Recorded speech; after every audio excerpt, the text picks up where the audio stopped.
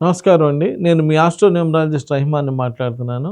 తప్పనిసరిగా మీ పేరు మీ జీవితాన్ని ప్రభావితం చేస్తుంది. ఎవరన్నా కాదన్నా.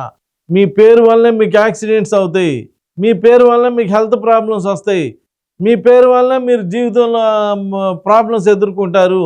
మీ పేరు వల్లే అప్ అండ్ డౌన్స్ వస్తాయి. మీ పేరు బాగాలేకపోతే తప్పనిసరిగా జీవితంలో అన్నీ ఎదుర్కోవాల్సి వస్తుంది. మీరు ఏ స్థాయిలో ఉన్నా మీరు చూసుకుంటే సౌందర్య గారి పేర్లో 18వ నెంబర్ ఉన్నది, శ్రీదేవి గారి పేర్లో 18వ నెంబర్ ఉన్నది. ఇలా 18వ నెంబర్ ఎవరైనా ఓఆర్ఆర్ మీద యాక్సిడెంట్ అయితే ఏంటి అని పేరు కొడితే దానిలో 18వ నెంబర్ వస్తుంది. కాబట్టి పేరు బలం అంటారండి. చిన్నప్పటి నుంచి కూడా పేరు బలం. పెళ్ళిళ్ళు చేసేటప్పుడు కూడా పేరు బలాలు చూస్తారు. ఏ పనైనా చేసేటప్పుడు పేరు బలాలు చూస్తారు. ఒక వ్యాపార సంస్థ బిగిన్ చేసేటప్పుడు పేరు బలాలు చూస్తారు.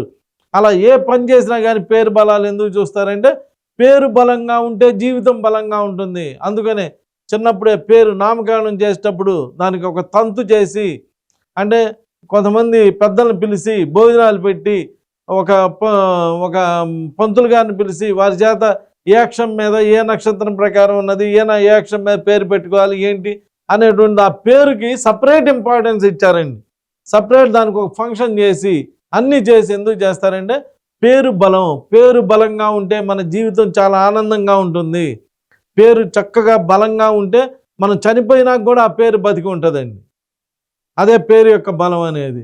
కాబట్టి పేరు ఎలా పడితే అలా పెట్టుకుంటే ఏదో ఒక పేరులో ఏముందిలే అని చెప్పి వదిలేసి ఏదో ఒక పేరు పెడితే మీ పిల్లల లైఫ్లు కానీ మీ లైఫ్లు కానీ పేరు సరిగ్గా కుదరకపోతే చాలా ఇబ్బందులు పడతారు. కాబట్టి అలా లేకుండా మంచి పేరు పెట్టండి, మంచి లైఫ్ ఇవ్వండి. మీ పిల్లలకి కానీ మీరు కానీ మంచి లైఫ్ తీసుకోండి.